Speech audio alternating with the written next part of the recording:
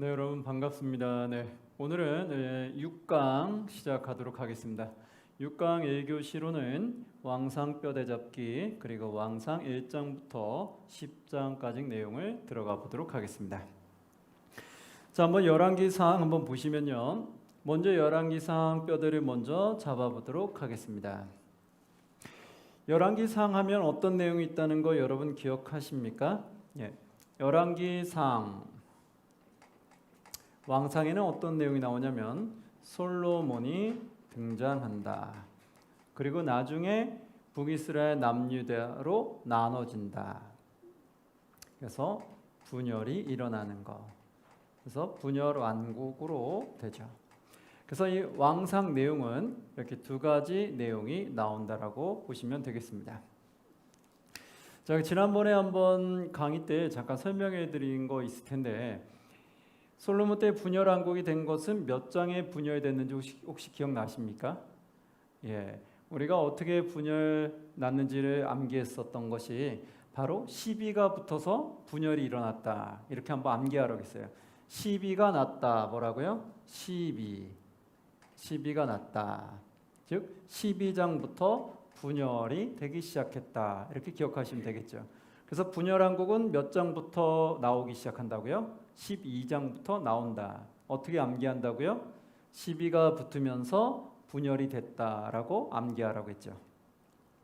자, 그러면 이 왕상을 한번 뼈대를 잡아보면 이 솔로몬 내용 그러면 어디부터 할까요? 이 솔로몬 내용은 1장부터 시작을 해서 분열되기 전까지이겠죠.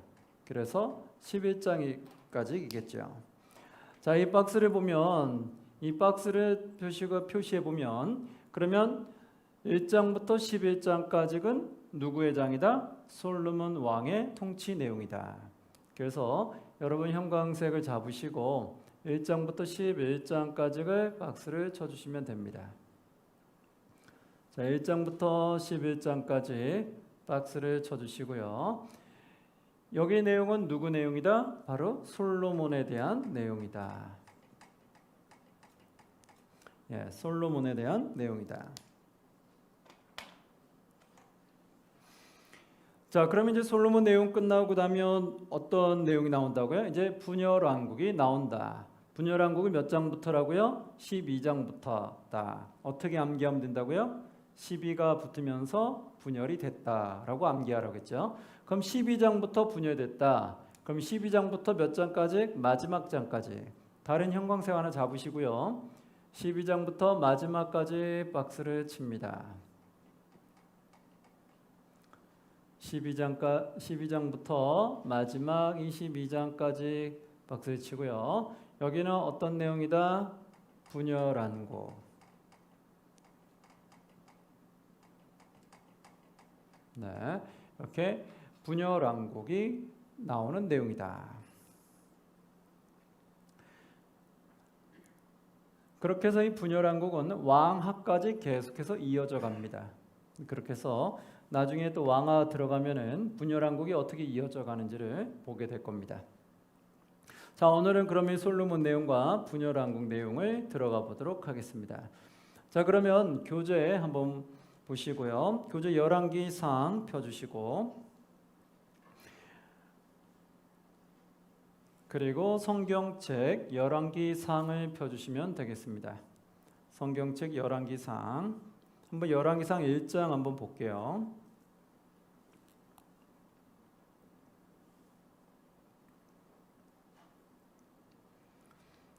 자, 열왕기상 1장부터 그러면 어떻게 솔로몬 내용이 펼쳐지는지를 한번 보도록 할게요.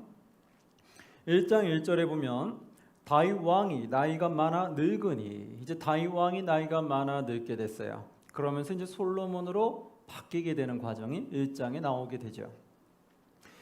다윗 내용은 사무엘 하에 정성기가 나타났다는 것을 우리는 알고 있죠. 그리고 이제 왕상의 1장 1절에 보면 다윗 왕이 나이가 많아 늙었어요. 이불을 덮어도 따뜻하지 아니한지라. 예, 우리 인간의 세월이 이렇게 지나면 누구나 다 찾아오는 그런 세월이겠죠. 그렇게 되자 어떻게 되냐? 3절에 이스라엘 사방 영토 내에 아리따운 처녀를 구하던 중 수넴 여자 아비삭을 얻어 왕께 데려왔다.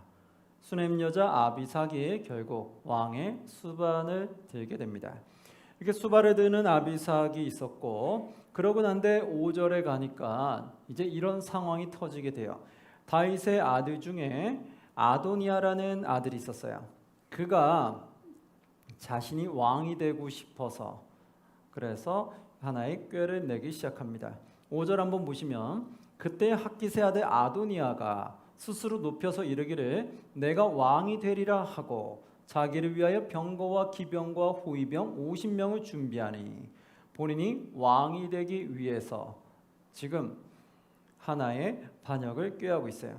원래는 순리적으로 다윗 왕이 지정한 그 아들이 왕위를 이어가야 되는데 아도니아는 자신이 왕이 되기 위해서 계략을 세우게 됐던 거죠. 그런데 이 계략은 결국 숲으로 돌아가게 됩니다.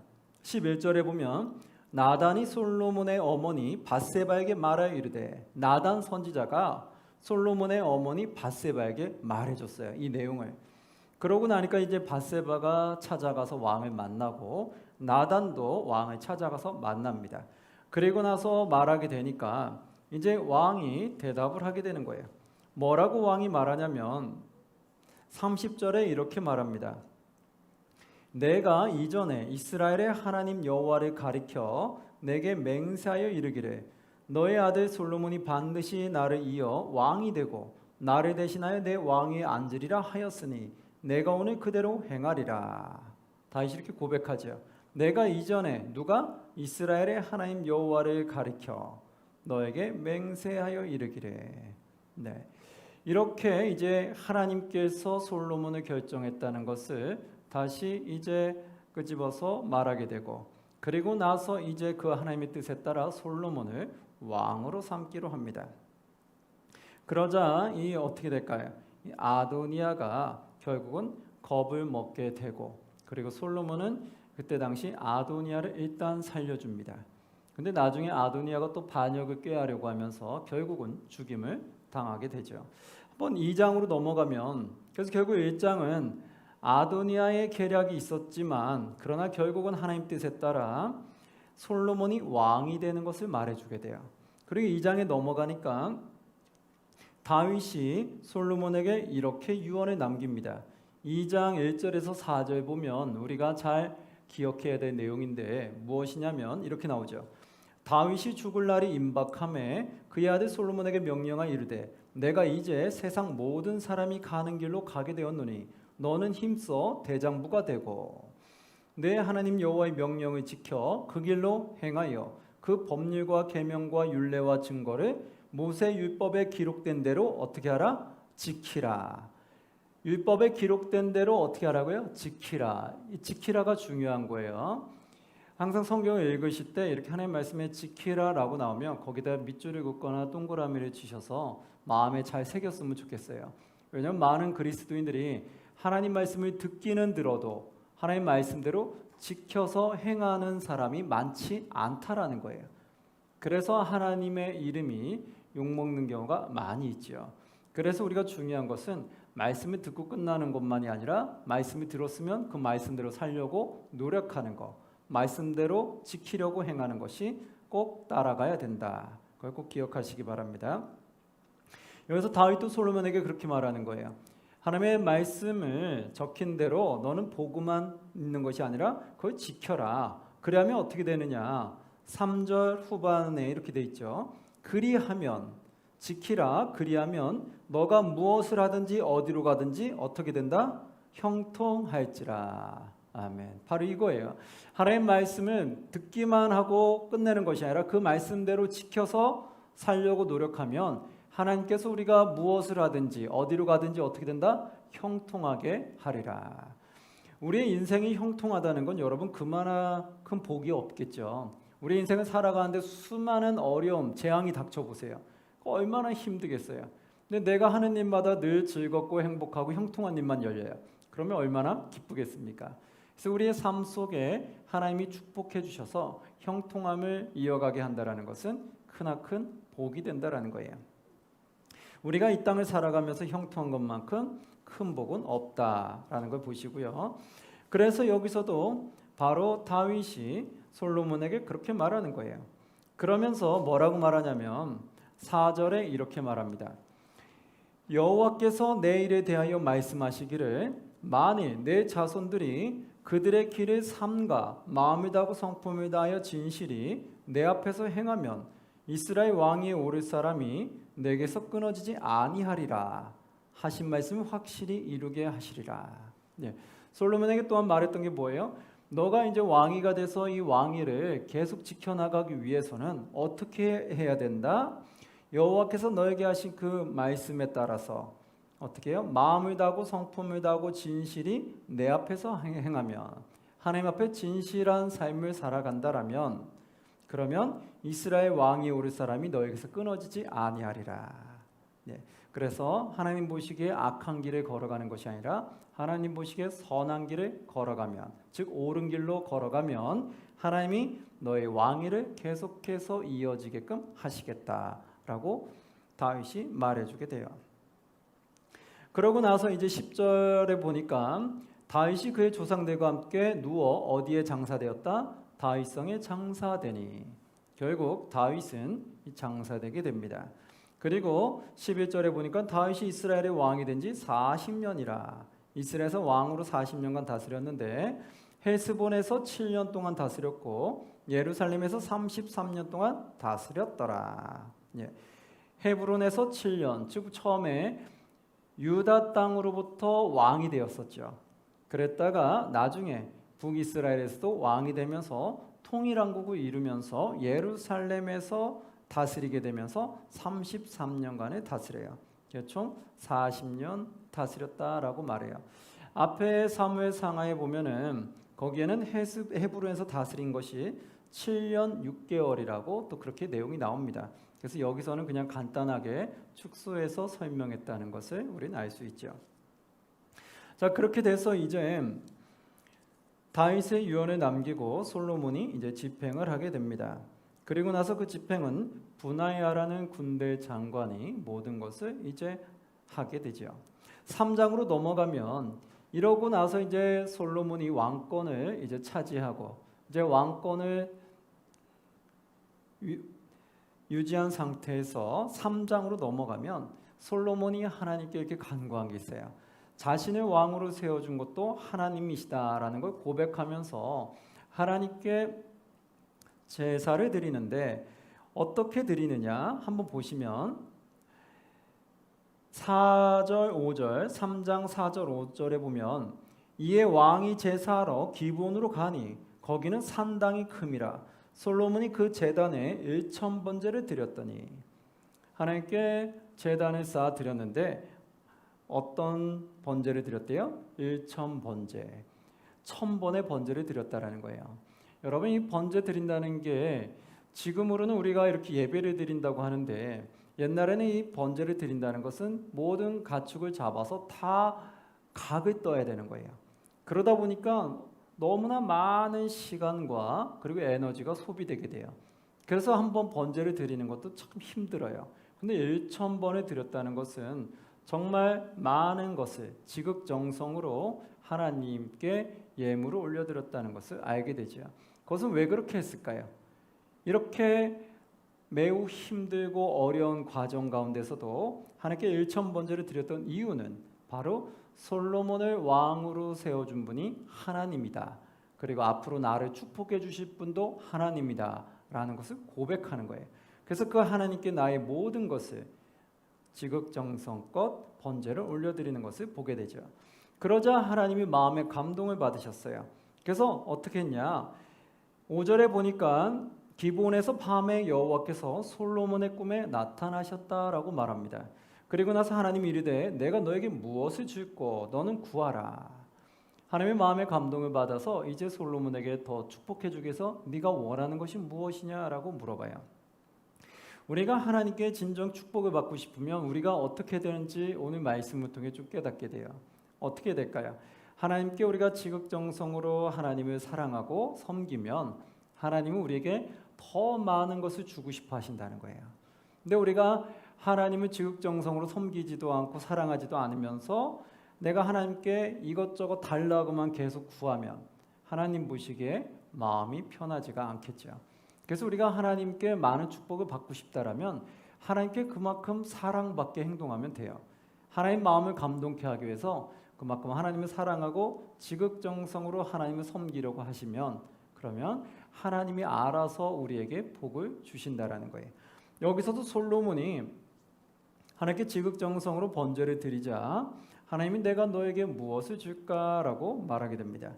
그러자 6절에 보니까 솔로몬이 여호와 하나님께 이렇게 고백을 해요. 솔로몬이 이르되 주의 종 내 아버지 다윗이 성실과 공의와 정직한 마음으로 주와 함께 주 앞에서 행하였으므로.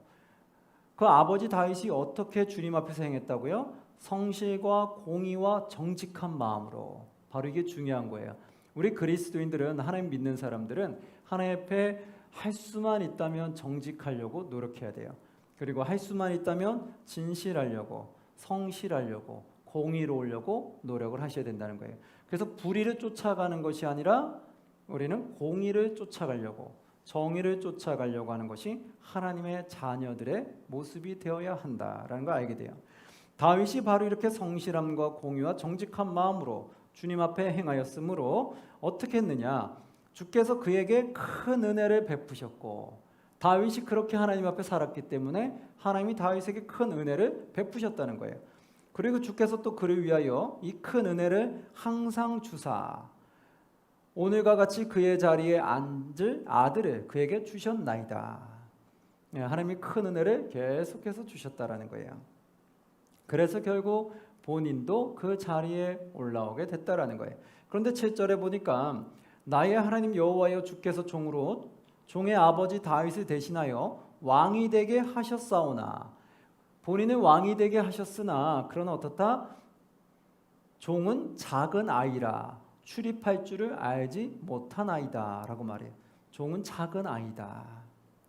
이건 뭘까요? 솔로몬이 자신을 겸손하게 낮추는 거죠.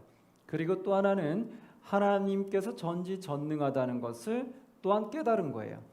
전지전능한 하나님 앞에서, 신 앞에서 우리 인간은, 피조물은 얼마나 나약한지를 우리가 알겠죠. 우리 피조물이 내가 무언가 다 할 거라 생각하지만 그렇지 않아요. 우리는 조금만 병에만 걸려도 금방 우리는 내 인생이 어떻게 될까 걱정이 되면서 아무것도 못하는 내 자신이 참 초라해 보일 때가 있어요. 그래서 우리가 좀 아프면은 신경이 예민해지고 거칠어지는 우리의 모습을 보게 되죠. 그만큼 우리는 인간은 참 너무나 나약하다는 거예요. 그래서 우리 인간은 전지전능한 하나님 앞에 보면은 정말 아주 부족한, 어떻게 보면은 하나님 보시기에 쓸모없는 그런 존재처럼 보이기도 한다는 거예요. 그러나 이런 쓸모없이 보이는 우리 존재를 하나님이 가치 있게 사용하시기 때문에 우리의 삶이 가치가 있어지는 거예요. 그것이 하나님의 은혜라고 말하게 되는 거죠. 여기서 솔로몬도 하나님께 그렇게 고백하는 거예요. 나는 주님 보시기에 너무나 미약한 작은 아이라, 나는 어린아이와 같습니다. 그러나 어떻게 되냐? 그러기 때문에 9절에 누가 주의 이 많은 백성을 재판할 수 있사오리까?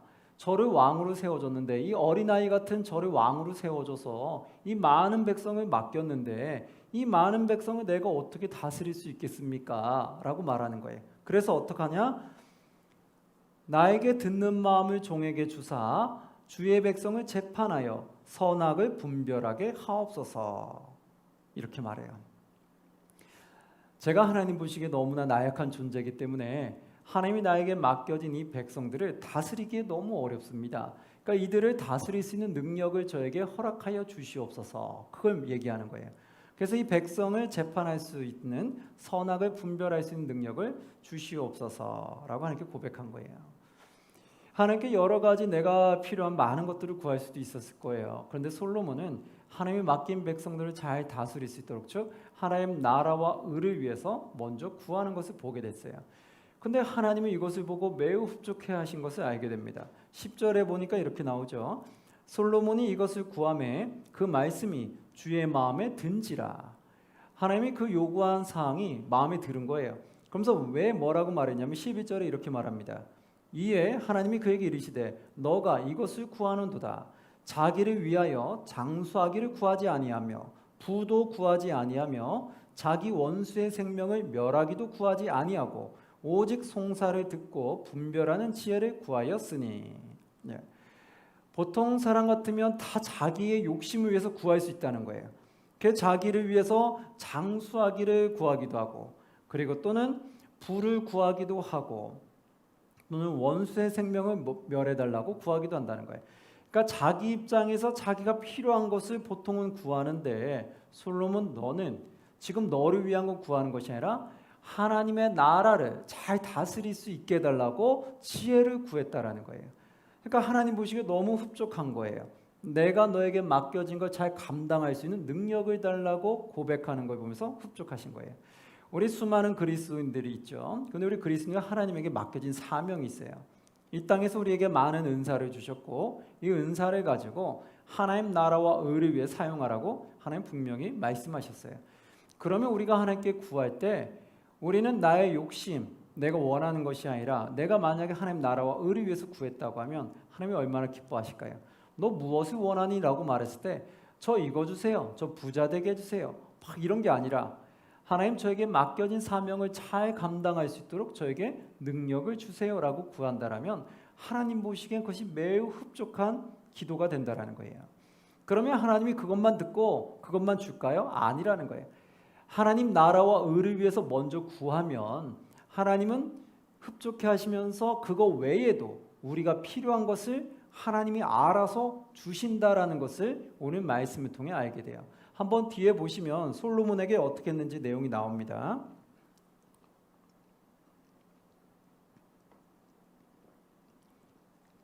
12절 13절 보면 이렇게 나오죠.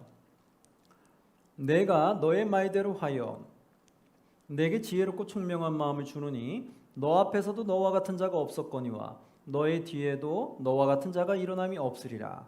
내가 또 너가 구하지 아니한 무엇을 준다고요? 부귀와 영광도 너에게 주노니 너의 평생의 왕들 중에 너와 같은 자가 없을 것이라. 이렇게 나오죠. 솔로몬이 구하지 않은 부귀와 영광도 어떻게 한다? 주신다라는 거예요. 그러니까 우리가 하나님께 간구하고 기도할 때는 하나님 나라와 의를 다 무시하고 내 나라와 의를 위해서만 구하면 안 된다라는 거예요. 내 욕심만을 위해서 구하는 것이 아니라 하나님께 우리가 정말 기도하며 구할 것은 무엇이에요? 제일 우선순위가 하나님 나라와 의라는 거예요. 그래서 하나님 나라와 의를 위해서 내가 하나님께 능력을 구하면 하나님은 기뻐 받으시고 그 능력을 주시면서 동시에 내가 이 땅에 살아가면서 필요한 것까지 하나님이 채워주신다라는 거예요. 그게 하나님이 진정 원하는 길이고 또 우리가 하나님 앞에 간구해야 되는 올바른 길이 무엇인지를 깨닫게 하는 본문의 내용입니다. 그래서 결국 솔로몬은 부귀와 영광을 구하지도 않았는데 하나님이 덤으로 그냥 주셨어요. 왜요? 마음이 너무 흡족해서 네가 내 나라와 의를 위해 먼저 구한 걸 보니까 내가 그것도 주고 그리고 너에게 필요한 것도 내가 알아서 주리라 라고 했던 거죠. 그래서 솔로몬은 하나님께 원했던 지혜도 구하고 또 하나님께 구하지 않았던 부귀와 영광도 다 얻게 되는 거죠. 사랑하는 성도 여러분, 여러분들도 하나님의 백성으로서 이러한 복을 누리기를 바랍니다. 자, 이렇게 해서 결국은 솔로몬은 이걸 받게 되면서 14절에 이렇게 말해요. 너가 만일 너의 아버지 다윗이 행한 같이 내 길로 행하며 내 법도와 명령을 어떻게 하면 지키면 내가 또 너의 날을 길게 하리라. 하나님께서 또 분명히 말씀하셨어요. 분명히 다윗 왕도 솔로몬에게 유언으로 남긴 게 있었어요. 하나님의 말씀을 너가 지켜 행하면 그러면 너를 하나님께서 형통하게 하실 거다라고 분명히 얘기했어요. 그랬는데 여기서 여호와 하나님도 똑같이 말하는 거예요. 너가 나의 법과 명령을 지킨다라면 그러면 내가 너의 날을 길게 하리라. 그래서 우리 그리스도인은 어떤 길을 가야 돼요? 하나님의 말씀을 듣고 그 말씀을 지켜야 될까요? 지키지 않아도 될까요? 바로 지켜야 된다라는 거예요. 그래서 이것이 우리에게 꼭 중요하다는 거. 하나님 말씀을 이렇게 우리가 성경 공부를 통해서나 또 말씀을 또 주일날 예배나 또 새벽 예배나 수유기도회를 통해서 우리가 말씀을 들었다라면 그러면 어떻게 돼요? 그 말씀대로 지켜 행하려고 노력해야 된다라는 거예요. 그러면 하나님의 축복이 계속해서 우리에게 임하게 된다라는 거예요. 자, 그리고 나서 이제 이 솔로몬 왕은 하나님께 지혜를 구하고 나서 16절에 보니까 창기 두 여자가 왕에게 와서 재판을 구했던 게 있었어요. 서로의 아이가 있는데 한 명의 아이가 먼저 죽게 된 거죠. 근데 살아있는 아이가 서로 자기의 아이라고 구하면서 아무도 본 사람이 없는 거예요. 그래서 증거가 없는데 여기서 누구의 아이인지를 찾아내야 되는 거예요. 근데 솔로몬이 그걸 지혜롭게 찾아냈죠.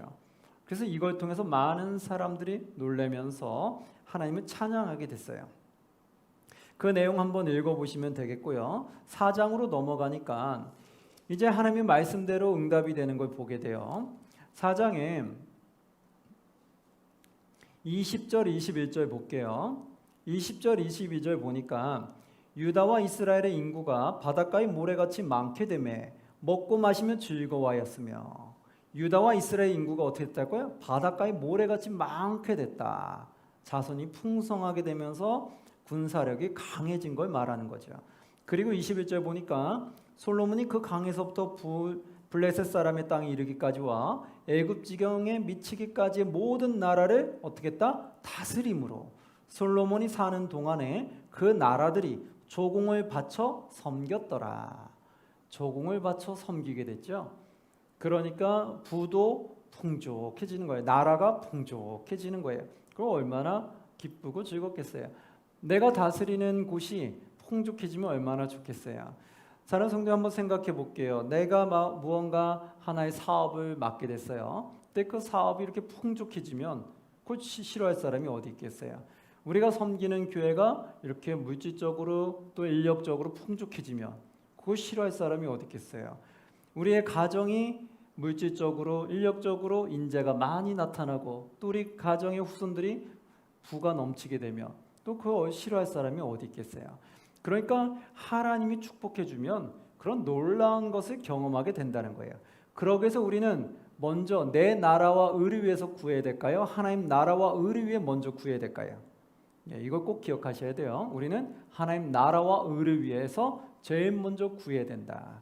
그것만 잘 여러분 지키시면 그러면 이런 솔로몬의 복이 우리에게도 함께하리라 믿습니다. 이렇게 솔로몬은 부와 명예를 누리게 됩니다. 그리고 나서 29절에 보니까 이 지혜도 넘쳐나게 돼요. 29절 보면 하나님이 솔로몬에게 지혜와 총명을 심히 많이 주시고 하나님이 많이 주셨죠. 넓은 마음을 주시되 바닷가의 모래같이 하시니 솔로몬의 지혜가 동쪽 모든 사람의 지혜와 애굽의 모든 지혜보다 뛰어난지라. 모든 나라에서 지혜가 뛰어남을 사람들이 알게 돼요. 그리고 31절 그는 모든 사람보다 지혜로워서 예스라 사람 에단과 마올의 아들 헤만과 갈골과 다르다보다 나음으로 그의 이름이 사방 모든 나라에 들렸더라. 이름의 명성이 온 나라에 퍼진 거죠. 그러면서 32절에 보니까 그가 잠언을 3,000가지를 말하였고 그리고 그의 노래는 1,005편이나 되었더라. 그래서 많은 것들을 써낸 것을 보게 되는 거죠. 그 지혜가 아주 충만함을 보게 되는 거예요. 근데 이 지혜도 결국은 누가 주신다는 거 알 수 있죠? 여호와 하나님이 허락하실 때 가능하다. 만약 우리가 이 땅을 살아가는 데 있어서 정말 중요한 게 무엇일까요? 바로 지혜라는 거예요. 많은 사람들이 그럽니다. 지혜가 없으면 내가 가지고 있는 아무거나 내가 가지고 있는 것이 아무리 많을지라도 지혜가 없으면 한순간에 다 잃어버린다는 거예요. 그러나 지혜가 있는 사람은 없는 가운데서도 유를 만들어낸다고 하는 게 있어요. 그래서 우리가 이 땅을 살아가는데 정말 필요한 건 뭘까요? 지혜인 거예요. 지혜가 있으면 살아갈 수 있는 능력이 있고 부를 모을 수 있는 능력이 있고 사람의 인재를 끌어들일 수 있는 능력이 있는 거예요. 근데 지혜가 없으면 나와 가까이 있는 사람도 다 떠나게 되고 내가 가지고 있는 물질도 떠나게 되고 내가 맡고 있는 많은 일들도 제대로 일 처리를 못하게 되는 거예요. 그래서 이 지혜라는 것은 매우 중요하죠. 그래서 제일 중요한 것은 이 지혜는 하나님이 주신다. 그래서 우리는 먼저 하나님을 알아가는 지혜가 먼저 있어야 되고 그리고 하나님께 지혜를 얻어서 이 땅을 살아가는 데서도 지혜가 충만해야 되더라 라는 거 알게 되죠. 5장으로 넘어가면요, 결국 이 솔로몬은 성전 건축할 준비를 합니다. 왜 그럴까요? 아버지 다윗의 성전을 지으려고 했다가 하나님이 지으지 못하게 했어요. 왜 그랬을까요? 수많은 전쟁이 있었기 때문에 그 피 흘린 손으로 성전을 지을 수 없다고 했죠. 그래서 그 다음 아들 세대에 짓게 하라고 했어요. 그래서 이 아들 세대 솔로몬이 그 말을 들었고 그에 이어서 이제 성전을 지으려고 합니다. 5장 1절에 보니까 솔로몬이 기름 부음을 받고 그의 아버지를 이어 왕이 되었다 함을 두로왕 히람이 듣고 그의 신하들을 솔로몬에게 보냈으니 이는 히람이 평생이 다윗을 사랑하였습니다. 그래서 이것을 보고 솔로몬이 이 두로왕 히람에게 부탁을 해요. 어떻게 하냐면 8절에 보니까 이에 솔로몬에게 사람을 보내 이르되 당신이 사람을 보내어 하신 말씀을 내가 들었거니와 내 백향목 제목과 잣나무 제목에 대하여는 당신이 바라신 대로 할지라. 백향목과 잣나무 제목을 구합니다. 그래서 성전 짓는데 도움을 달라고 하죠. 그리고 기꺼이 그는 도움을 줘서 이제 성전을 지으려고 준비하게 됩니다. 그리고 6장에 가니까 이제 성전을 짓기 시작하면서 성전 건축이 완공되는 것을 보게 돼요. 6장 1, 2절 보시면 이스라엘 자손이 애굽 땅에서 나온 지 480년이요. 솔로몬이 이스라엘 왕이 된 지 몇 년? 4년째. 4년 15월 그 둘째 달에 솔로몬이 여호와를 위하여 무엇을 시작하더라? 성전 건축하기를 시작하더라. 솔로몬이 왕이 된 지 몇 년 후에? 4년 후에 성전 건축하기 시작했다라는 걸 알게 돼요. 2절에 보니까 솔로몬이 왕이 여호와를 위해 건축한 성전은 길이가 60규빗이요 너비가 20규빗이요 높이가 30규빗이다 라고 말해주면서 규모를 알게 돼요. 그러면서 11절 12절에 하나님이 또 이렇게 말하죠. 여호와의 말씀이 솔로몬에게 임하여 이르시되 너가 지금 이 성전을 건축하니 너가 만일 내 법도를 따르며 내 율례를 뭐하며 행하며 내 모든 계명을 지켜 그대로 뭐하면 행하면 내가 너의 아버지 다윗에게 한 말을 너에게 확실히 이룰 것이다. 하나님 말씀을 지켜요. 그러니까 성전을 짓는 데서도 여호와는 꼭 무슨 말씀을 말해요? 네가 성전 지었으니까 성전을 잘 보호하고 잘 관리하면 너에게 복 줄게, 이게 아니었어요. 성전을 짓는 거에 대해서도 기쁘지만 뭐라고 말하냐면 항상 본질을 말하게 돼요. 그 본질이 뭐예요? 성전을 짓고 있는 솔로몬에게 너가 나의 말을 잘 듣고 지키고 행하면 아버지에게 약속한 것처럼 너에게도 그러한 복을 주리라. 항상 하나님 말씀대로 걸어가야 할 것을 계속해서 얘기해요.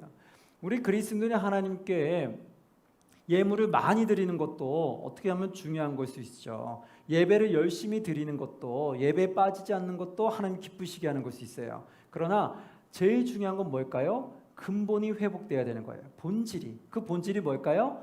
하나님 말씀을 듣고 그 말씀대로 살아가려고 하는 그 모습, 그 본질이 하나님 믿는 그리스도인들에게는 그 마음이 회복이 되셔야 돼요.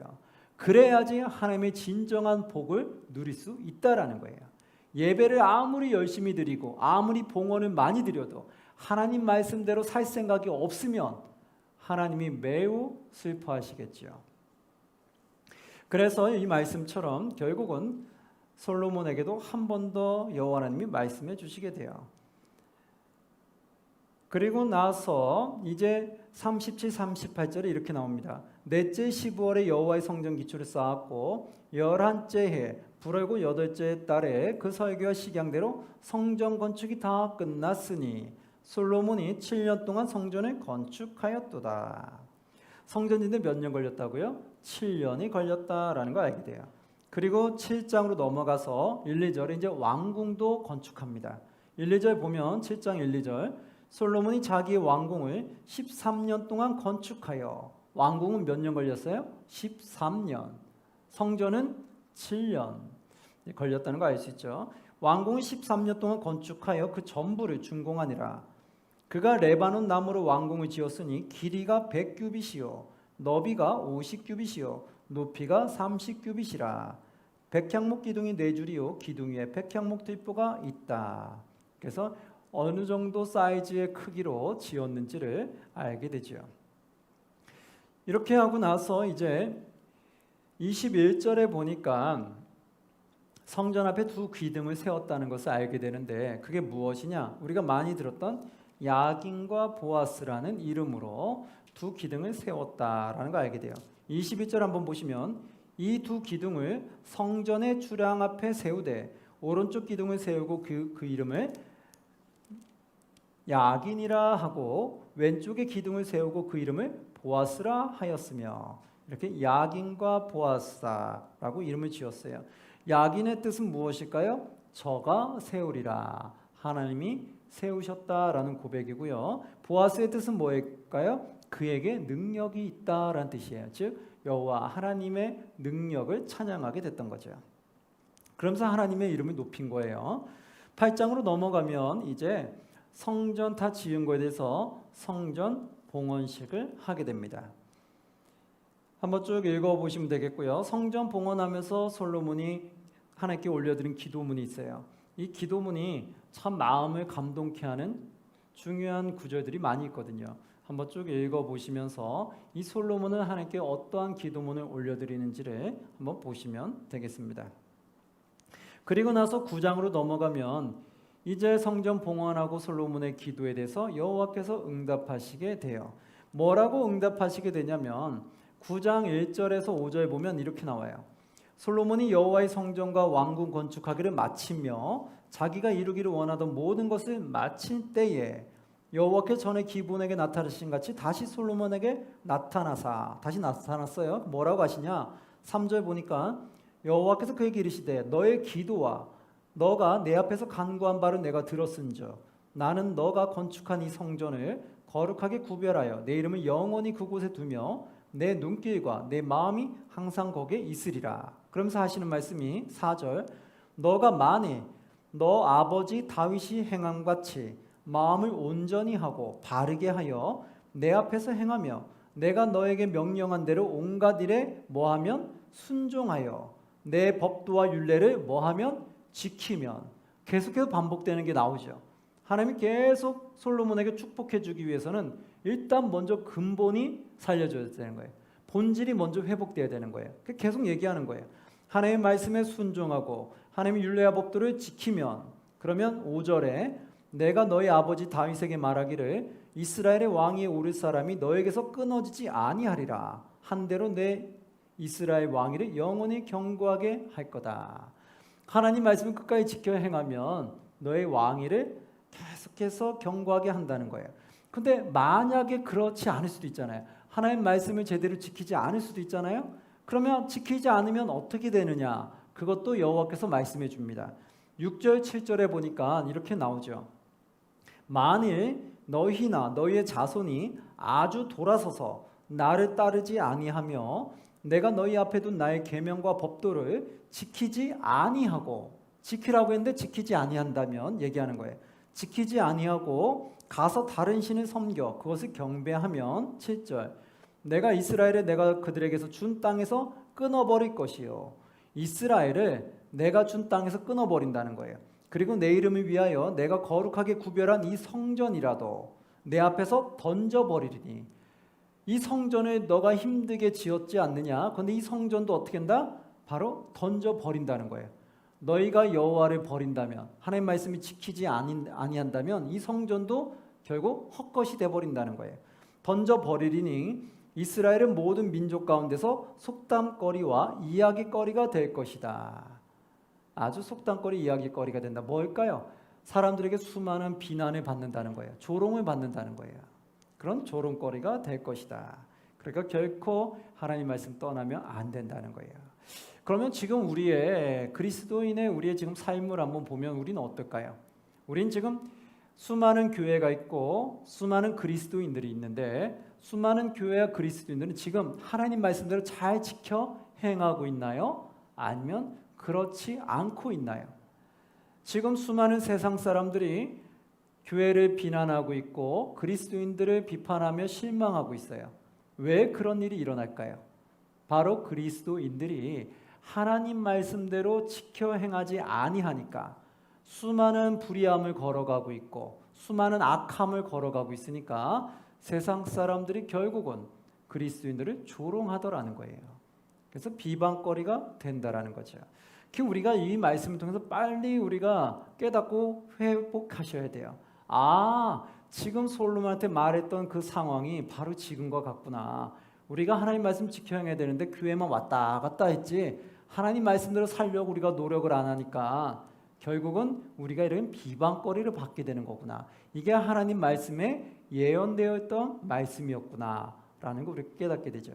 그래서 우리 수많은 교회와 그리스도인들은 세상 사람부터 조롱을 받고 있다면 빨리 회개하고 돌이키셔야 돼요. 그래서 교회가 하나가 되고 화합이 되고 하나님 앞에 정직하고 진실한 길로 걸어가셔야 돼요. 그리고 불의한 길을 버려야 되고 그리고 의로운 길, 선한 길로 모두 다 걸어가셔야 되겠죠. 그러면 다시 하나님이 축복해 주시게 될 거예요. 10장으로 넘어갑니다. 10장에 보니까 이제 이 솔로몬의 수많은 소식을 듣고 스바 여왕이 방문하게 돼요. 10장 1, 2절에 보니까 이렇게 나와요. 스바의 여왕이 여호와의 이름으로 말미암은 솔로몬의 명성을 듣고 와서 어려운 문제로 그를 시험하고자 하여 어려운 문제를 가지고 와요. 솔로몬이 얼마나 지혜로운지 한번 궁금해서 테스트해보고 싶었던 거죠. 그래서 문제를 가지고 와서 시험하고자 하여 2절 예루살렘에 이르니 수행하는 자가 심히 많고 향품과 심히 많은 금과 보석을 낙타에 실었더라. 그가 솔로몬에게 나와 자기 마음에 있는 것을 다 말하매 3절 솔로몬이 그가 묻는 말에 다 대답하였으니 왕이 알지 못하여 대답하지 못한 것이 하나도 없었더라. 아주 놀라운 거예요. 수많은 어려운 문제들을 가지고 왔는데 왕이 모든 걸 다 대답해 버린 거예요. 모르는 게 전혀 없었다는 거예요. 그래서 스바 여왕이 여기서 감탄을 하게 됩니다. 그러면서 놀람을 받고 돌아가게 되는 것을 보게 되죠. 이런 것처럼 23절에 보니까 결국 솔로몬의 왕의 재산과 지혜가 세상의 그 어느 왕보다도 큰지라 이렇게 무궁하게 하나님께서 계속해서 축복해 주는 것을 보게 되죠. 얼마나 기쁘고 감사하겠습니까? 우리 수많은 그리스도인들이 하나님 믿는 백성들이 이러한 축복을 받으면 얼마나 좋겠어요. 그렇죠? 그럼 이러한 축복을 받으려면 우리가 어떻게 된다? 하나님의 말씀을 사모하고 하나님 말씀대로 지켜 행하기 위해서 우리가 열심히 노력해야 된다. 그래서 다시 본질이 회복되면 하나님이 우리를 그렇게 축복해 주실 거다. 그 믿음을 가지시고 이제는 본질을 회복하는 저와 여러분들이 됐으면 좋겠습니다. 그리고 우리가 하나님께 구할 때는 하나님 나라를 위해서 먼저 1순위로 하나님 나라를 위해서 먼저 구하시는 그러한 저희가 됐으면 좋겠습니다. 자, 여기까지 하고 우리 좀 쉬었다가 그 다음 2교시 들어가도록 하겠습니다. 여러분 수고하셨습니다.